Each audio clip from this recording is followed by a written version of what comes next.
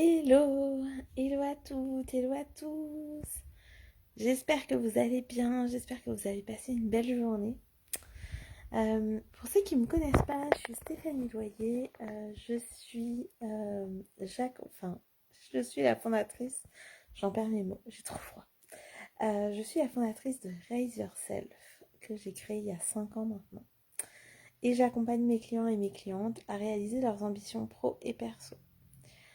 Aujourd'hui, j'ai envie de vous partager en fait un bout de ma journée. Euh, j'étais j'étais en comment dire en intervention en école de commerce pour parler du pitch, en tout cas pour écouter et conseiller les étudiants sur leur pitch professionnel. Et c'est, je crois, un des exercices que je préfère, une des interventions que je préfère faire en école de commerce, en tout cas dans celle que moi je fais, parce que c'est tellement parlant, et à chaque fois, oui, eux, ils en sortent grandis, mais moi aussi, parce qu'en fait, c'est une occasion de vraiment connecter avec l'essence même des étudiants. C'est-à-dire qu'ils se présentent et en fait c'est là où je vois tous les prémices de ce que vont devenir en fait mes clients. Je vois un peu tous les manques de confiance, cette, euh, cette croyance que parce qu'ils n'ont pas fait de stage ou qu'ils n'ont pas forcément fait d'expérience en entreprise, ils ont l'impression qu'ils n'ont aucune compétence. Je vois aussi toutes les excuses qui peuvent se raconter voilà, bah, en fait, ils avaient tous, hein, ça faisait plus d'une semaine qu'ils savaient qu'ils devaient faire un pitch aujourd'hui. Et il y en a qui s'étaient préparés et d'autres qui s'étaient pas préparés. Et dans ceux qui s'étaient pas préparés, c'était oui, mais vous comprenez, on n'a pas eu le temps, voilà. Et donc, en fait, c'est là où on voit tous les mécanismes voilà, qui se mettent en place pour ne pas réaliser en fait ce qu'ils ont à réaliser à un instant T.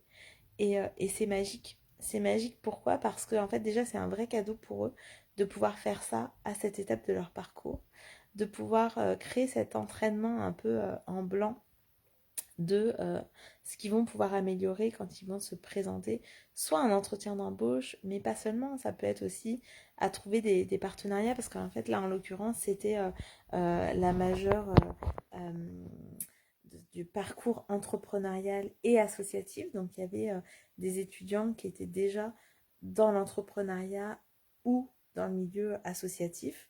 Et du coup, bah, c'était chouette aussi de voir que bah, ce pitch, il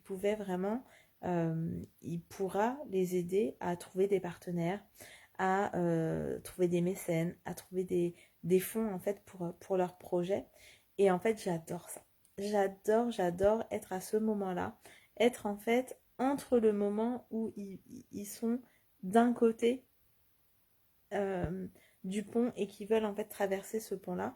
Donc du passage de étudiant à la vie professionnelle, le passage de j'ai un projet à hop, je réalise, je lance mon entreprise, les passages aussi de vie, hein, euh, bah, je suis là et j'aimerais vraiment concrétiser ce projet-là. Donc j'adore vraiment accompagner ces passages-là et j'aime souvent dire que je suis un peu ce pont qui permet en fait de traverser de l'un à l'autre. En tout cas, on co-construit ce pont ensemble. Et aujourd'hui, bah, c'était ça en fait. C'était vraiment l'occasion de remettre du sens en fait au pitch.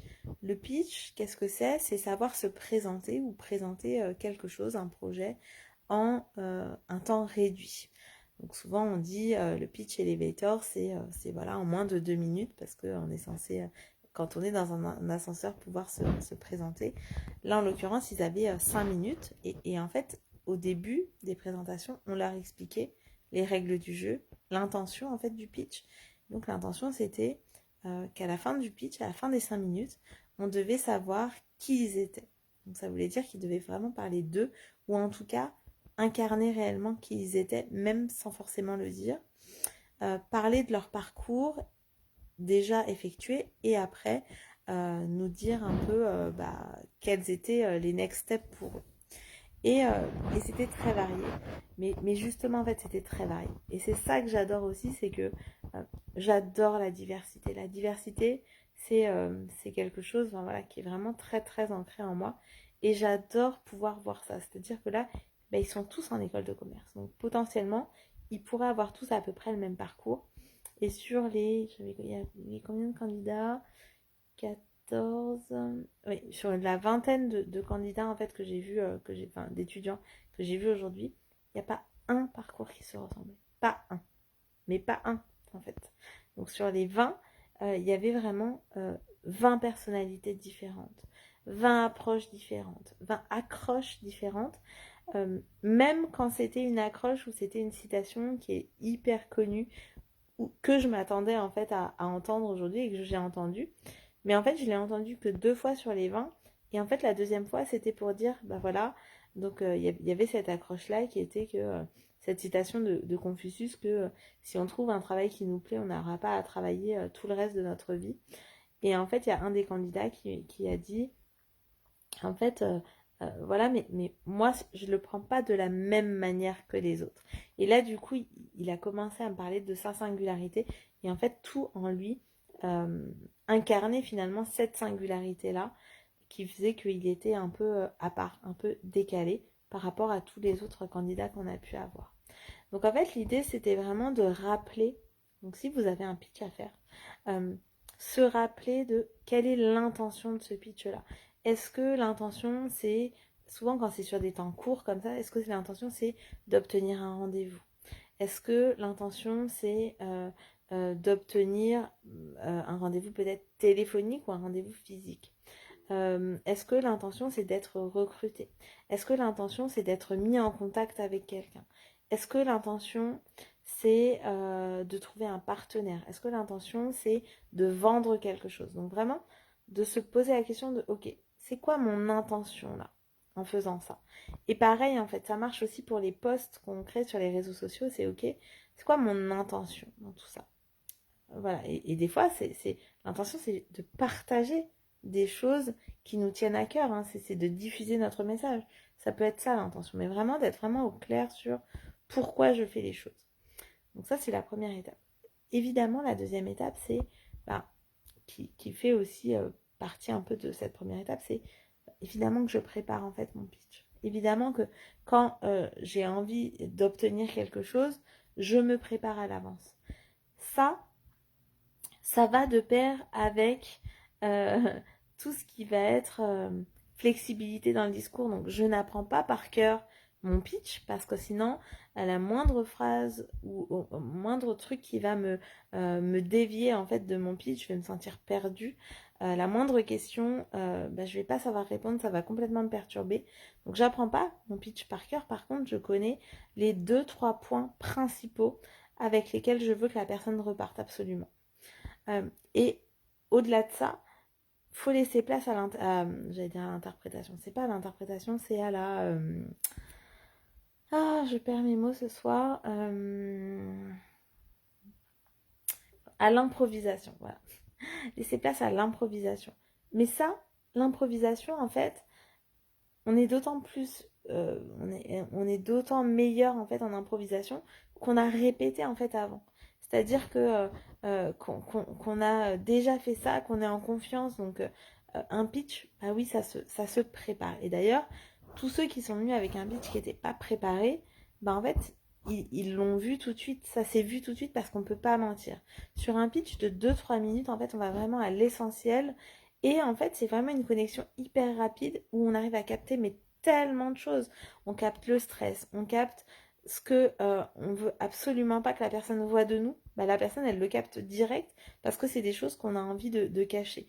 Donc, par exemple, il y en avait qui étaient stressés et un des tips qu'on a pu donner, c'était, bah ok, enfin, dites-le que vous êtes stressé. Comme ça, plutôt que d'essayer de cacher votre stress et de vous dire non, il faut absolument pas qu'on voit que je suis stressée, il faut absolument pas voilà, qu'on puisse penser que je suis stressée, il faut qu'on croie que je suis sûre de moi. Non, en fait, l'idée c'est avant de dire quoi que ce soit, c'est dire bah voilà, je suis désolée, je suis devant vous, je suis plus stressée que ce que j'aurais pensé. Donc voilà.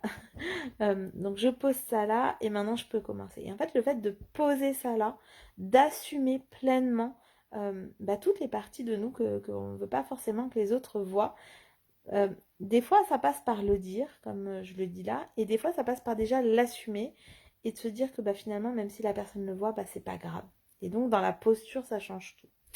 Donc, je disais, l'intention qu'on a quand on fait le pitch, c'est qu'est-ce qu'on a envie d'obtenir pendant ce pitch-là. La deuxième, c'est préparer son pitch. La troisième, c'est être soi-même. Il n'y a pas pire que les étudiants aujourd'hui qui ont essayé de coller à quelque chose qu'ils pensaient qu'on attendait d'eux, plutôt que de montrer qui ils étaient. Et en fait, c'est ça qui était vraiment important, c'est d'incarner vraiment qui vous êtes, d'incarner qui on est, parce que en fait, ça transpire de nous même si on veut pas que ça se voit. Et sinon, ça fait du fake, ça fait du faux. Y a des choses qui sont dissonantes et qui en tout cas, moi je le ressens tout de suite dans mon corps quand il y a un truc qui est dissonant chez la personne et ça passe pas en fait. Donc je sais pas. Et j'imagine qu'il y a plein de gens qui sont comme moi. Donc en fait, si vous faites un pitch, c'est soyez vous-même, choisissez ce que vous voulez dire. C'est vous qui choisissez ce que vous voulez dire. Donc faites en sorte que ce que vous dites, dans ce que vous dites, tout a de l'importance. Et donc, si vous employez un exemple, si vous parlez de quelque chose en particulier, faites en sorte que cette chose-là, elle vienne servir votre discours. Donc, je donne un exemple. Il y avait une des étudiantes qui nous disait que voilà, elle avait une certaine rigueur et qu'elle était aussi créative, qu'elle avait fait du dessin, de la poterie, de la danse classique. Voilà, elle est restée là et puis après, elle nous parle elle veut faire de l'expertise comptable et donc elle a vraiment une grande rigueur, voilà. Et donc, je lui ai dit à la fin, je dis mais c'est super que tu nous dises que tu fais de la poterie et du dessin, mais en quoi ça va venir servir en fait ton discours? Je dis, t'as pas forcément besoin de dire tout ce que tu fais en dehors des cours. Par contre, tu vois, de nous dire que tu fais de la danse classique. La danse classique, c'est quoi? En tout cas, dans l'archétype qu'on a de la danse classique, dans l'idée qu'on se fait de la danse classique, c'est il y a de la rigueur, il y a de la discipline, il y a du travail, il y a le fait d'être synchronisé avec les autres, de travailler en groupe, de travailler en cadence.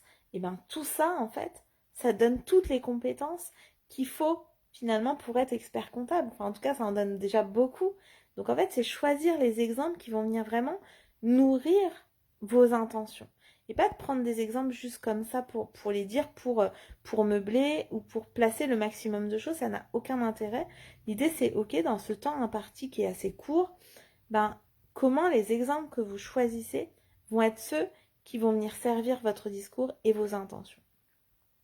Et dans incarner, donc ça je le vois souvent aussi dans les bilans de compétences, dans toutes les recherches de job, c'est incarner vraiment qui on est. Incarner qui on est, ça veut dire quoi? Ça veut dire que sur un CV, plutôt que d'écrire je suis créatif ou je suis créative et d'avoir un CV qui ressemble à tous les autres, c'est peut-être pas forcément de le mettre, mais en tout cas de le montrer. C'est-à-dire que le CV en lui-même, il doit être créatif. On a eu une candidate, elle nous dit, voilà, moi j'aime le luxe et la mode, et en fait elle nous a expliqué que dans son parcours, elle n'avait pas forcément pu faire de stage dans la mode ou le luxe. Par contre, elle a fait plutôt un stage dans l'immobilier. Elle a mis en fait en relation tout ce qu'elle avait fait qui pouvait servir en fait le monde de la mode et du luxe. Et surtout, elle, dans comment elle était habillée, elle était complètement habillée complètement différemment de tous les autres étudiants qu'on a vus aujourd'hui. Donc en fait, c'est ça incarner le message. En fait, elle a presque même pas besoin de dire qu'elle a envie de travailler dans la mode. C'était l'exercice, donc elle a bien fait de le faire. Mais en tout cas, ça transpire d'elle déjà. Et ça, c'est être vraiment cohérent en fait du début à la fin. Et quand je dis cohérent, ça ne veut pas forcément dire un parcours tout tracé.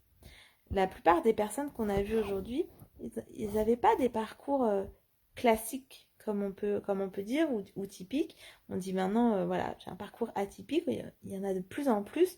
Par contre, c'est expliquer la cohérence de ce parcours. Et quand je dis cohérence, ça ne veut pas forcément dire que tout doit avoir un lien, mais ça veut dire que vous devez expliquer pourquoi vous avez choisi de faire ça. Et si vous êtes hyper au clair sur pourquoi vous avez choisi de faire ça, ben en fait, il suffit de le dire et la personne en face de vous, elle comprend. Et après, vous pouvez faire peut-être le lien.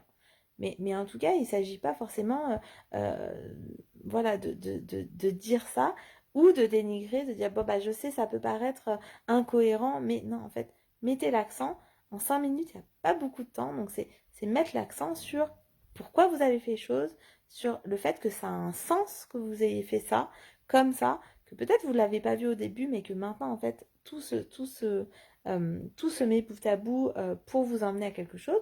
Ça peut être aussi la curiosité d'esprit, d'avoir envie de découvrir plusieurs choses différentes. Et rien que ça a déjà du sens. Donc voilà, donc vraiment pour le pitch aujourd'hui, ce qui est ressorti, c'était ça, c'était quelle est l'intention du pitch? Comment je prépare mon pitch suivant l'intention et évidemment suivant les interlocuteurs que j'aurai en face de moi. Donc ça demande d'avoir la curiosité de connaître l'interlocuteur, soit avant le rendez-vous, soit pendant le rendez-vous, de poser des questions. Ça demande aussi d'incarner vraiment notre message, notre humanité. Plus il va y avoir des anecdotes, peut-être des fois des traits d'humour, des choses qui vont parler de vous au-delà de votre côté professionnel, au-delà des compétences, au-delà de votre parcours, c'est qui vous êtes vous en tant qu'humain. Plus ça va transparaître, plus finalement ça va créer une émotion, et ça va faire que la personne elle va se souvenir de vous. Et après, ben, c'est vraiment connecter avec la personne, s'intéresser à elle. Voilà, donc je ne sais pas si j'ai oublié quelque chose. Je pense pas. Mais voilà, oui. Et déposer en fait tout ce que vous voulez pas que la personne en face de vous voit, en fait, c'est ce qu'elle va voir en premier. Donc c'est pas la peine d'essayer de le cacher. C'est soit vous l'assumez pleinement, soit vous assumez pas tout à fait et vous le posez en fait en début. On a eu un étudiant, il avait une veste qui était un peu trop petite pour lui et en fait il avait fermé le bouton de sa veste et du coup il était engoncé comme ça et il a fait pendant 5 minutes à parler en fait comme ça et on sentait qu'il n'était pas à l'aise et du coup au moment du débrief ben c'était bah ok mais pourquoi t'as pas proposé d'enlever ta veste, t'as pas demandé, ou juste ne serait-ce que ouvrir le bouton pour être plus à l'aise. En fait, on va pas dire qu'on te prend ou qu'on te prend pas juste parce que t'as une veste ou t'en as pas. Et sinon, si c'est ça, est-ce que t'as vraiment envie de travailler avec des gens qui vont pas te prendre pour ça en fait. Donc vraiment, c'était ça les enseignements d'aujourd'hui pour eux. En tout cas, c'est ce qu'on leur a transmis. Et, euh, et pour nous, en tout cas pour moi, c'est venu encore ancrer ce côté waouh en fait. Vraiment, on est tous uniques, on est tous singuliers, on est tous différents et on apporte tous tellement aux autres. Le fait que chacun soit resté pendant le pitch des autres, chacun a eu un retour à faire. Donc évidemment, les retours qu'on fait aux autres, ça parle toujours de nous, c'est ce qui nous a touché à nous.